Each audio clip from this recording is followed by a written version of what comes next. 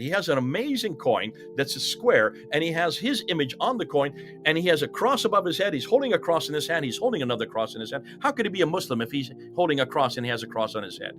Yeah, it's a great. It's absolutely. He's a Trinitarian Christian. Yep. Has always been. If you have any doubt, look at the inscription on the Dam of Taif. There he is, and it's written in Greek. You don't write it in Greek if you're a Muslim. You write it in Greek if you're a Christian. That's right. And he refers to himself. His name is Muawiyah in Greek. The leader of the believers. What believers? Look in the upper left-hand corner, and you'll see a cross there. You could only be a Christian if you have a cross to identify yourself.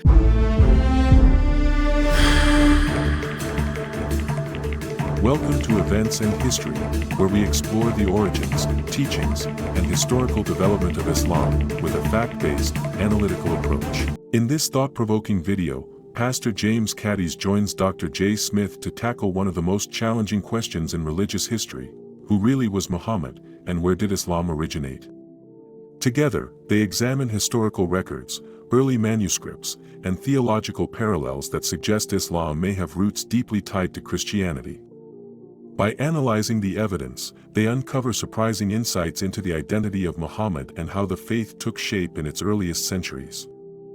This discussion offers a bold re-examination of Islam's foundations and its connections to the Christian tradition. Well, hello, my dear brothers and sisters. I want to welcome you to a remarkably special version of Countdown to Eternity. This is going to be an absolutely power-packed show.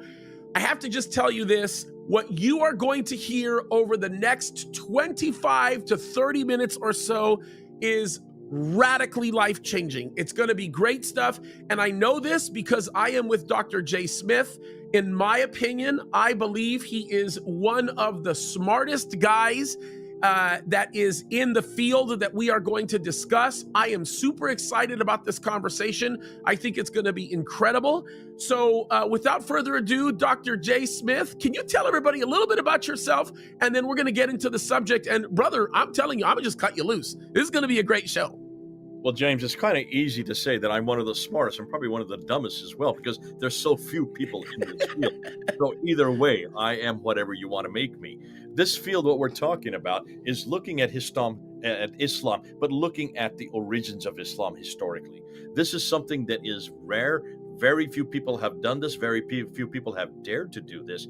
And it's becoming much more popular in the last 4 years because there's so much new research going on. But the people who are doing the research are not the greatest communicators. They tend to be scholars with an enormous amount of capacity, linguists who know 10 to 20 languages, but are not great in front of the camera and don't want to be in front of the camera. So that's our job. That's my job, is to take what they're writing, to take up what they're researching, to use what they're finding and to bring it down to layman's terminology. And your job is to get us onto these platforms where you have huge audiences, where you get as excited as I've ever seen anybody get excited because of your background, where you've come from, and also what you know about Islam. Yeah, and this is really interesting. You very much resonate with me. The very, very first time I ever saw you speak, it was at Jack Hibbs Church, and it was one of the earlier ones. It was at one of the earlier conferences, and I'm just going to say this. You resonated with me heavily because there's one regret that I have from my childhood when I was born and raised here in the United States of America, but both my mom and my dad were both born and raised in Egypt. I had two grandfathers that both loved the Lord and were both pastors in Egypt. One was a Baptist minister for 35 years. The other one was a Presbyterian minister for 65 years. Very, very heavily evangelical pastors that loved God. And I never got to meet my mother's father, who was a pastor who in essence died in his sleep while actually ministering to people. And then my other grandfather, I did get to meet him. And as a kid, I went on these walks with him. He spoke the Queen's English, perfect English, and he also spoke, very articulate, beautiful Arabic, a very classic type of Arabic, which is actually where I learned a lot of my understanding of the Arabic language was from my mom and my dad, and actually my grandfather and my grandmother, who never spoke a word of English. But the reason why I say this was my grandfather, I think, had a feeling in his heart that one day I would be a pastor. And he always told me all kinds of different things about the ministry that he had in Egypt and a lot of the things that he did. And him and my grandmother told me a lot about the Islamic culture in Egypt of those days. And my grandfather had told me something years and years and years ago that I did not remember until I heard you say something. And I have to tell you something. You're the only one that I've heard say something like this. And the only time I've ever heard anything like this was from my grandfather. And my grandfather told me, James, the devil is the father of lies. Now, we hear that all the time. I mean, this is something that we've always heard. I think maybe the very, very first time I ever heard the phrase from the Quran, wa makru Allahu wa Allahu khairu al-makirina, that phrase about Allah being the chief of deceivers, that may have been from my grandfather. But what was interesting when he emphasized this is he said, James, Islam is not even based on a cast of characters that are even real. The first time that I ever knew that the name Mohammad actually had a very Christian kind of a root, it meant blessed. Well, we know in Arabic, it has a different implication than what people assume in Islam. It has more of an implication towards a Christian root. I forgot my grandfather even told me that until I watched you speak for the first time. And I went, oh my goodness, you look nothing like my grandfather, but you reminded me of something, and I was glued to the lecture that you did, and I could not peel myself away from it. I must have listened to it 5 times, that very first one. So I want to talk to you about that because we've got this great conference coming up. And I'm very, very excited about it. It's the Our Strong Tower Conference you're going to be speaking at. I have the incredible honor of you speaking at my church. You're going to be speaking on the 15th during the week of that conference. I'm super excited about that. I think it's going to be incredible. This is going to be a big issue that's going to get tackled. Who is the real Muhammad? Learning about him. What you have to say about this is pretty remarkable. And it's very, very hard to walk away from it factually. So I just gave a very long intro to just basically cut you loose for the next 25 minutes. So can you kind of talk to us about this? Listen, James, you set it up perfectly. Let me just tell you why. You've asked the question that we need to answer. And this is the question. Your grandfather said, these characters that are in Islam, they don't really have any historical antecedents. There is nothing there historically to support them. Now, he must have known something that you didn't know, but that we now know. And to understand that, let's go ahead and look at the name Muhammad himself, because that's who we're looking for. We're looking for Muhammad. But by definition, that word, that name, requires, if you were to write out that name, it requires 4 consonants and 3 vowels. Mm-hmm. In Arabic, mim, ha, mim, dal are the 4 consonants, and the 3 vowels are dama, fata, and fata. Right? That's right. So you need to have 3 vowels, but there were no vowels in Arabic in the 7th century. You know that, I know that. Anybody that's done history and done any work on textual criticism of the Quran, looking at all the earliest manuscripts, they are only consonantal texts, and there's only 16 letters, not the 28 that we have today, because there were no dots that early. It's changed. That's right. Yep. But these 4 letters did exist: mim, ha, mim, dal, or MHMD in English. Yep. So if there were no vowels, why are we pronouncing it that way? Take away those 3 vowels. Just take them away. And what are you left with? The 4 consonants. Yeah. HMD. How do you pronounce MHMD in English? Well, you'd say Mohammad, and that's what we would say. It's a slightly different in Arabic. Yeah, Mohammad, which is a very different. By the way, it's interesting when you don't have the vowels. It also becomes very subjective to us, at least in our language. It's the same way in Hebrew, by the way. It's very subjective. This is not subjective. Yep. Ash MD or Mimha Mimdal is all over the Middle East. Yeah, that's right. Where I was going to go. Yeah. A well-known word. Yeah. It's all over our Bible. That's right. That's right. Stop and think.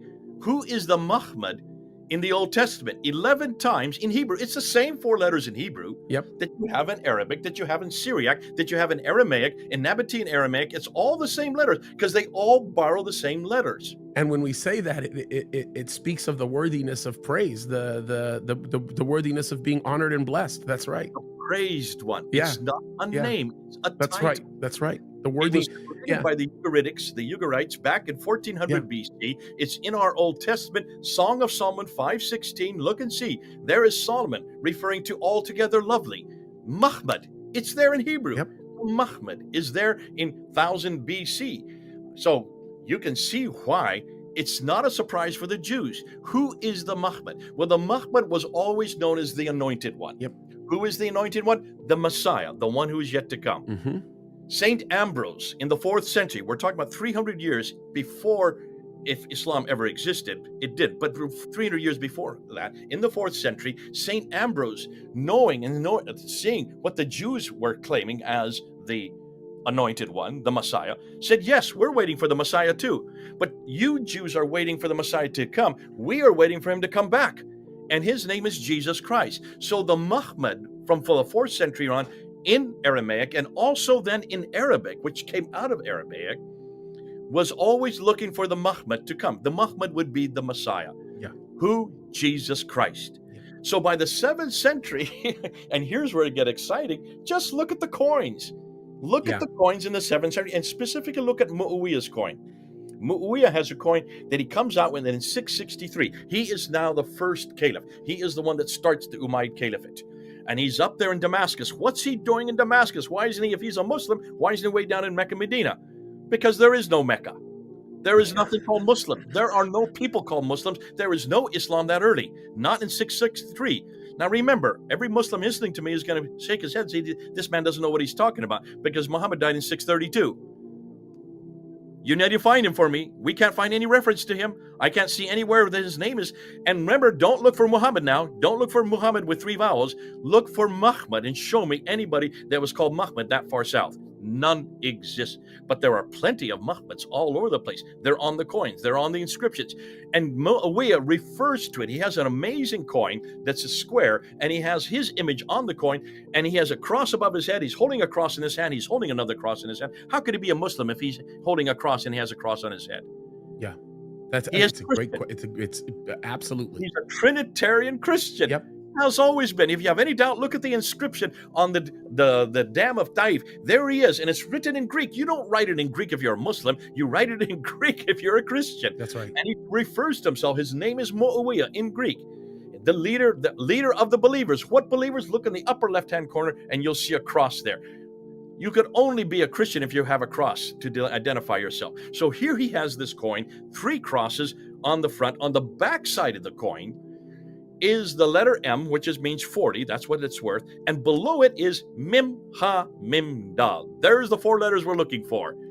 The Muhammad, Jesus Christ, on the back side of the coin. And that's 663. This is a good 30 years after Muhammad would have died, if he even existed. All of the Umayyad caliphs, the Umayyad caliphs up until 680, because he was in power from 660 to 680. He was a Christian. He was living in Damascus. Then comes Abdul Malik. Abdul Malik is still a Christian, but Abdul Malik is an anti-Trinitarian Christian. He does not believe in the Trinity. He's an Arian. Now listen, that's nothing surprising to us. We've had Arians from the time of Arian himself in the 4th century. We still have Arians today. The Jehovah's Witnesses are Arians. Anybody who does believe that Jesus is great, but that he is not God. And so he was against the belief of God, as Jesus as God and the Trinity. So he builds the great Dome of the Rock right there in Jerusalem. You got it right behind you. I can see it behind on over to your left. That's the modern dome. That was built in 1876. That dome did not exist in the 7th century. The only thing that exists that's original from in that dome are the 2 inner ambulatories. Those 2 circular ambulatories, 8-sided shape. Look at the ambulatories. There's inscriptions all around it, and they are all attacking Jesus Christ. Say not 3, for God is one and he has no son. That's now found in the Quran in chapter 4, verse 171. That's attacking the divinity of Jesus, it's attacking the Trinity, and it's attacking his sonship. God does not begetteth, nor is he begotten. That's now found in the Quran in chapter 112. And then it says, La ilaha illallah, Muhammadur Rasulullah. There is only one God but God, and the praised one, the Muhammad, the praised one is nothing more than a messenger of God. Bingo! This is not Muhammad, it's Jesus Christ, because all the other inscriptions are against Jesus. The whole thing shows that this is an attack, an anti-Trinitarian attack against Byzantine Christianity or Trinitarianism. By the way, this is kind of a funny thing. Two points to the Muhammad issue. Sometimes, if you're in the Middle East, you'll hear the people in the morning. They'll say something like the very first prayer in the morning. They'll say something like "Salatu khayran min an-nawm, Allahu Akbar wa Muhammad Rasulullah" is one of their common things. But like you said, you just quoted one of the other prayers, "Ya la ilaha illallah Muhammad Rasulullah." You know, it's funny because when they pray, when they sing that prayer, when they say Ya ilaha illallah wa Muhammad Rasulullah, the way they say Muhammad, they pronounce it the way absent of the vowel still sometimes, which is very interesting how they say that. The praised one is the prophet of Allah, or the uplifted one is the prophet of Allah, and that's actually understood by anybody that that has any semblance of education. By the way, there's still a lot of very common Islamic names that still are a takeoff of that semblance, of that structure, that construct. For example, a common name that the world knows right now, Mahmoud Abbas. Mahmoud is the same, it comes from the same structure. So your point is very well taken, and I want to throw this out your way because this is such great insight. If this is the case, then doesn't that just solidify what Islam has always appeared to be? Because to me, it's interesting when people seek to defend Islam, the ideals behind the defense of Islam is really more on the offensive. And the offensive seems to be premised in an idea of the fallacies of Christianity. And it would almost appear as though the Muslims have such a stronger or better understanding of certain points of Christianity because the very premise of their own religion is fundamentally based on a series of lies that were twisted from the original foundation of the scriptures. Is that a wrong premise to carry? Because that's kind of the way I look at it. It seems to be that this is why so many Muslims don't spend any time on the for example, the very foundations of the very things that they hold sacred, and spend all of their time attacking Christianity, or at least pointing out the flaws in Christianity.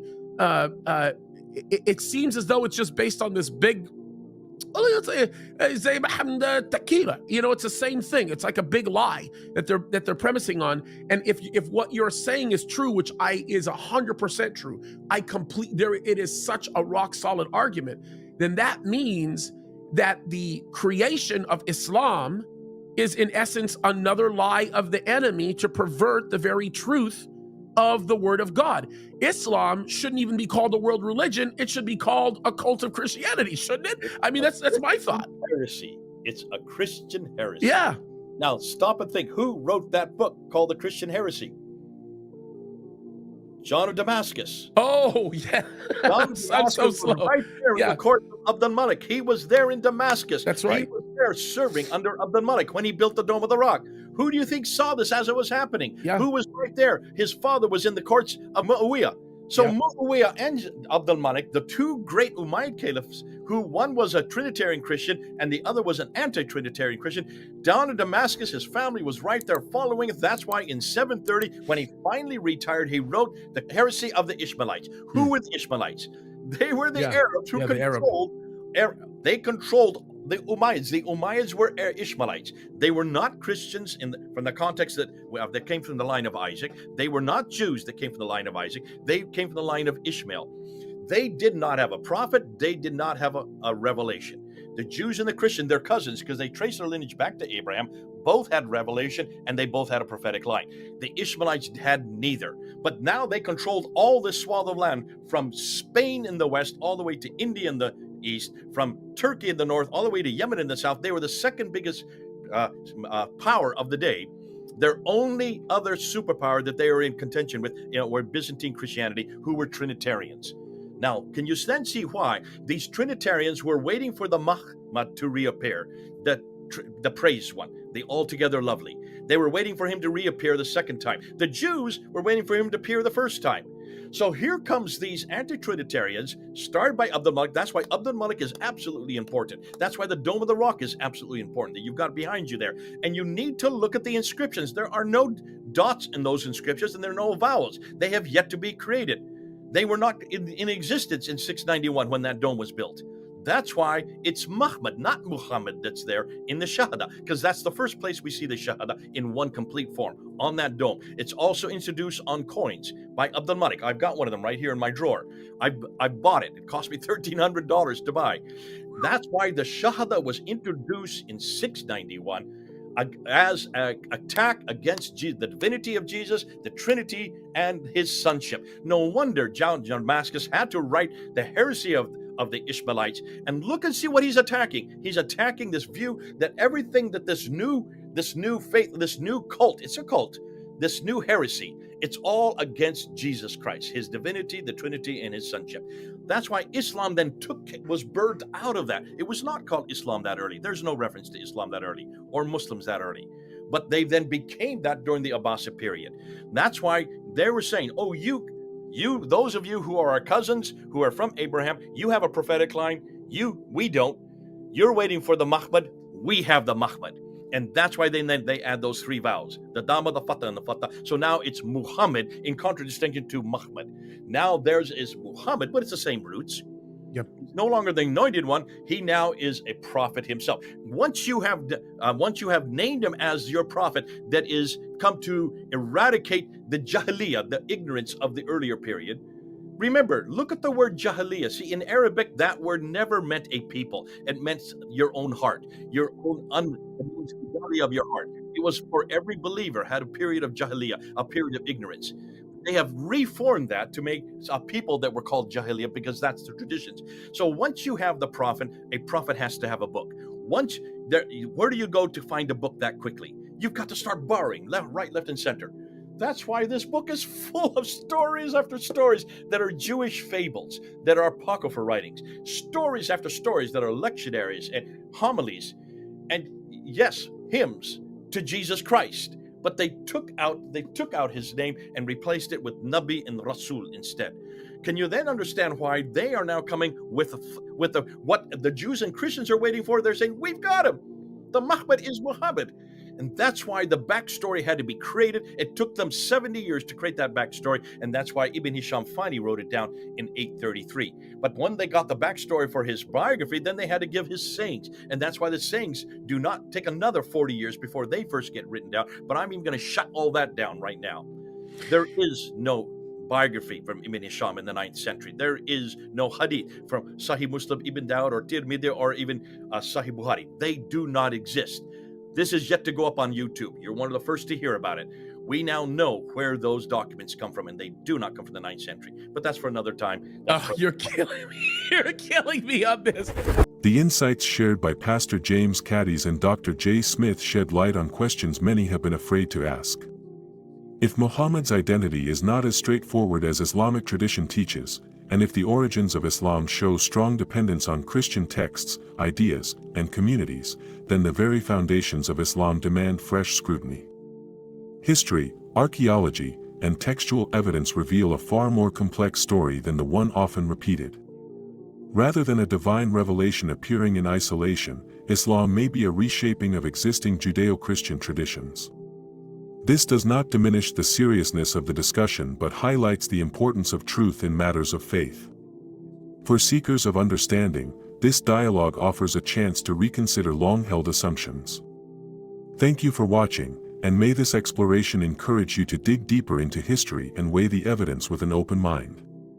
Don't forget to subscribe and turn on notification for more Islamic history content. Stay with us. We'll get to the root of this and find out what the standard Islamic narrative on the Islamic Awareness website is hiding regarding the origin of Islam. Jesus is Lord.